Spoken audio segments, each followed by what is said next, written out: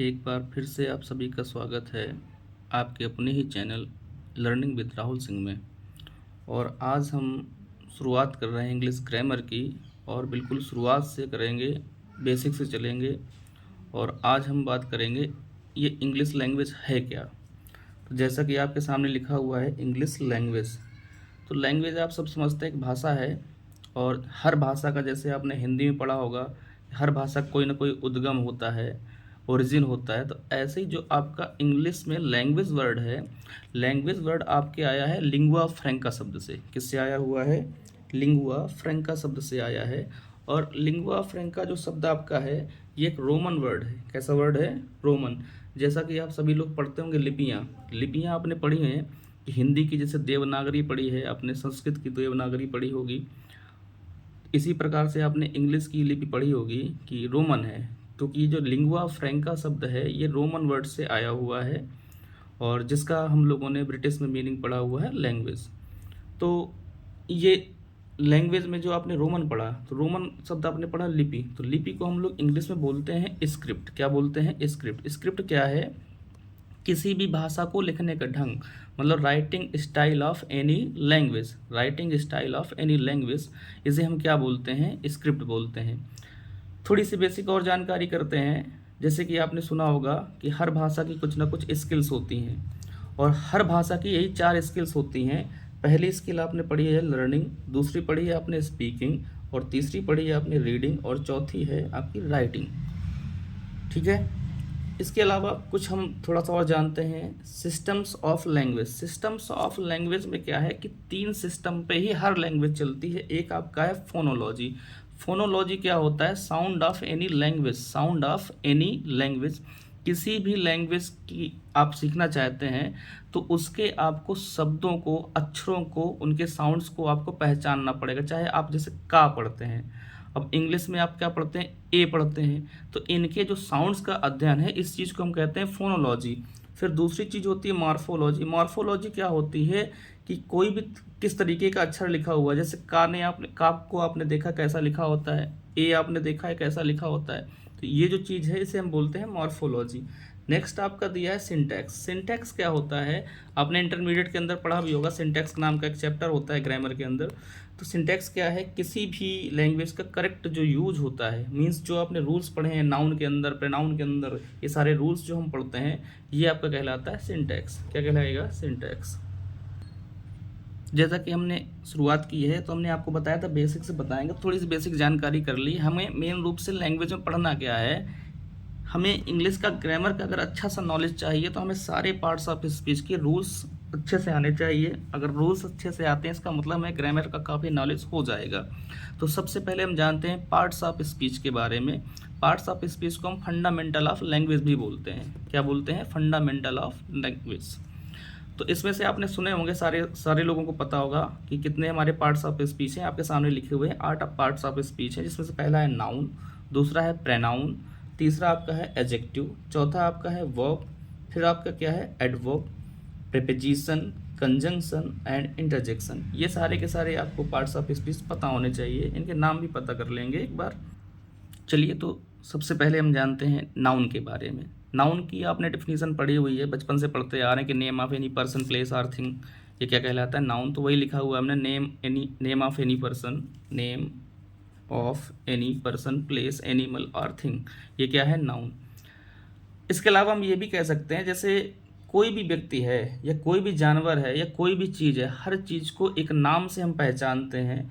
तो जो भी उसका नाम है, मीन्स उसकी जो भी नेमिंग हमने करी हुई है, वही उसकी क्या है? नाउन है। तो जितने भी नेमिंग वर्ड्स आपको दुनिया भर में दिखाई दें, सुनाई दें, वो सब क्या है? आपके नाउन है।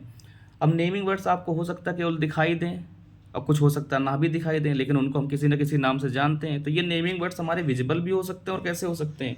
इनविजिबल भी हो सकते हैं। जैसे आप देखते हैं कार आपको दिखाई देती, पेन दिखाई देता है, मैन दिखाई देता है, लेकिन क्या आपने सोल देखी है? लेकिन सोल को सोल कहते हैं हम। लाइट को भी आपने नहीं देखा है। आपने फिजिक्स पढ़ी होगी, तो फिजिक्स के अंदर पढ़ा है लाइट जो है ये चीज़ों को दिखाने में सहायता करता है, लेकिन लाइट स्वयं नहीं दिखता है। और जैसे दर्द आप महसूस करते हैं, लेकिन दर्द का नाम ही दर्द दिया है हमने, ठीक है ना? तो दर्द भी हमें महसूस होगा, दिखाई तो देता नहीं है, लेकिन इनका एक नाम है। तो जितने भी नाम हैं वो सब हमारे क्या हैं? नाउन है। जितने भी नेमिंग वर्ड्स होंगे वो सारे नाउन होंगे। फिर आपने पढ़ा होगा काइंड्स ऑफ नाउन भी पढ़े हैं, ये सारे काइंड्स आपके लिखे हैं कि पहला क्या है, प्रॉपर है, कॉमन है, कलेक्टिव है, मटेरियल है, और क्या है, एब्स्ट्रैक्ट नाउन है। कौन सा नाउन है, एब्स्ट्रैक्ट नाउन है। तो सबसे पहले बात करते हैं 3 शुरुआत की नाउन्स की, प्रॉपर नाउन की, कॉमन नाउन की और कलेक्टिव नाउन की।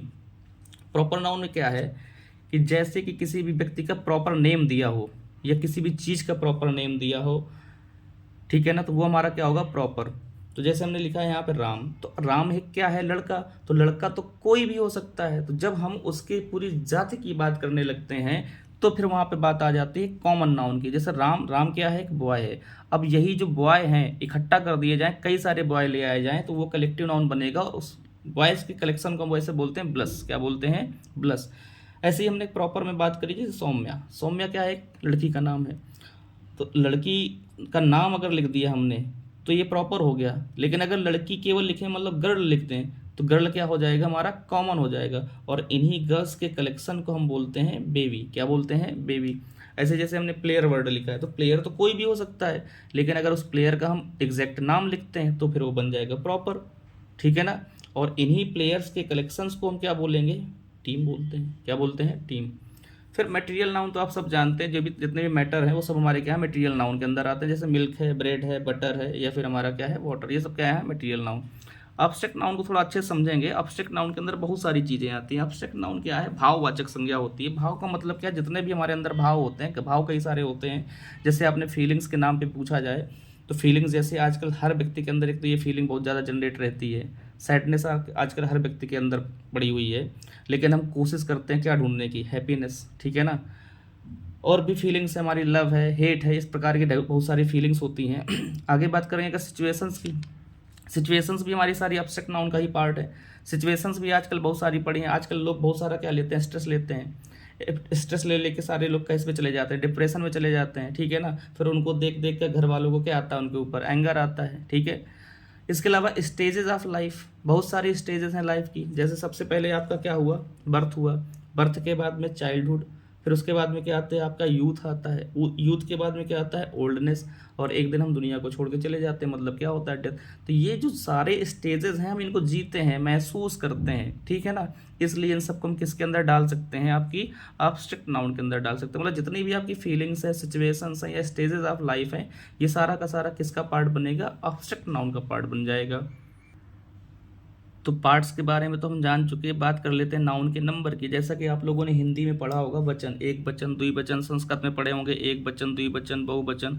इसी प्रकार से इंग्लिश में भी हमारे नाउन के नंबर्स होते हैं। एक होता है हमारा सिंगुलर नंबर, मतलब एक वचन है, और दूसरा कौन सा है, प्लूरल नाउन है, मतलब प्लूरल नाउन हो गया, बहुवचन हो गया। जैसे बॉय का आप पढ़ते हैं बॉयज़ होता है, ऑक्स का आपने पढ़ा है ऑक्सन होता है, ऐसे ही बॉक्स का क्या है, बॉक्सेस है, ठीक है ना। डेटा वर्ड आपने सुना होगा, डेटा वर्ड आपका प्लूरल होता है, इसका सिंगुलर है आपका डेटम। इसी प्रकार से आपने क्राइटेरिया वर्ड सुना होगा, क्राइटेरिया मैथ में बहुत सारा यूज होता है वर्ड। तो क्राइटेरिया शब्द कैसा है, प्लूरल है, इसका सिंगुलर क्या है, क्राइटेरियन। ऐसे बहुत सारे वर्ड हैं, ये आपको ध्यान से पढ़ने होंगे, कहीं ना कहीं आपको गूगल करके मिल जाएंगे। फिर बात आती है इसी क्रम में, अगर नाउन की बात करी जाए तो नाउन को आपने ऐसे पढ़ा होगा, एक काउंटेबल पढ़ा होगा और एक कौन सा पढ़ा होगा आपने, अनकाउंटेबल पढ़ा होगा।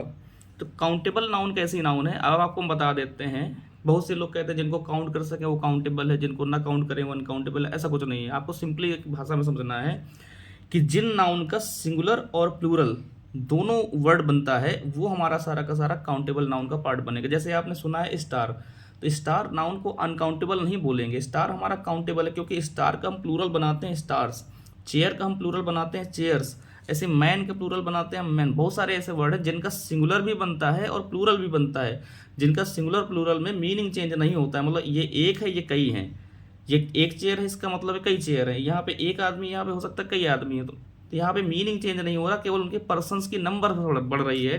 तो ऐसी नाउन जिनका सिंगुलर भी बने प्लूरल भी बने वो नाउन कैसी होंगी, हमारी काउंटेबल नाउन होंगी। लेकिन अगर बात करी जाती है हमारी अनकाउंटेबल नाउन की, किसकी बात करी जाए, अनकाउंटेबल नाउन की, तो अनकाउंटेबल नाउन का केवल सिंगुलर फॉर्म बनता है, इसका प्लूरल फॉर्म पॉसिबल नहीं है। जैसे कि आपने देखा तो होगा कि वाटर का वाटर से लिखा देखा होगा, लेकिन यहाँ पे वाटर का मतलब है पानी और इस वाटर्स का मतलब हो जाता है समुद्र। जैसे वुड माने पढ़ा होगा आपने लकड़ी, लेकिन वुड्स माने होता है जंगल। ऐसे ही आपने लव, लव का मतलब यहाँ पे है प्रेम, ये हम नाउन के फॉर्म में यूज कर रहे हैं, लेकिन जब इसमें हमने एस लगाया है तो ये बन गया लव्स। अब ये जब एस लग गया ना तो ये नाउन नाउन ना रह के हमारा बन गया वर्ब। जैसे आपने पढ़ा होगा प्रेजेंट इंडेफिनिट में वर्ब के फर्स्ट फॉर्म में हम एस का यूज करते हैं जब हमारा सब्जेक्ट सिंगुलर होता है। तो यहाँ पे हम देख रहे हैं कि इनका मीनिंग ही क्या हो रहा है, बदल रहा है, या फिर पार्ट्स ऑफ स्पीच यहाँ से नाउन से किस में चेंज हो जा रहा है, वर्ब में। तो ऐसी नाउन्स हैं जिनका प्लूरल बना तो रहे हैं लेकिन इनका प्लूरल में मीनिंग चेंज हो रहा है, मतलब इनका प्लूरल पॉसिबल नहीं है। ऐसी नाउन्स हमारी क्या होती हैं, अनकाउंटेबल नाउन। जैसा कि आपने पीछे पढ़ाई हमने अभी कि एब्स्ट्रैक्ट नाउन जितनी भी पढ़ाई हैं, मटेरियल नाउन जितनी भी पढ़ाई हैं, जैसे सारी की सारी नाउन आपकी अनकाउंटेबल नाउन का ही पार्ट होती हैं। तो अनकाउंटेबल नाउन में अब आपको इतना समझना है कि जिन नाउन का सिंगुलर और प्लूरल दोनों बनता है वो काउंटेबल हैं, और जिन नाउन का केवल सिंगुलर फॉर्म बनता है वो हमारी कौन सी हैं, अनकाउंटेबल नाउन है। अगली बात हम करेंगे नेक्स्ट क्लास में।